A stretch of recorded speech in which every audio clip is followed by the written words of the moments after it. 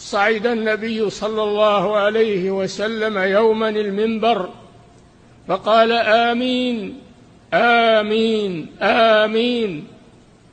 فقيل: يا رسول الله، لم قلت كذا وكذا؟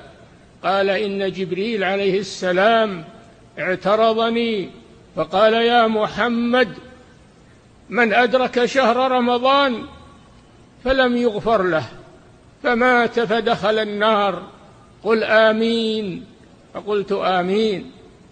قال: ومن أدرك أبويه أو أحدهما فلم يبرهما فمات فدخل النار، قل آمين. فقلت: آمين. قال: ومن ذكرت عنده يا محمد فلم يصل عليك فمات فدخل النار، قل آمين. فقلت: آمين. فاتقوا الله عباد الله.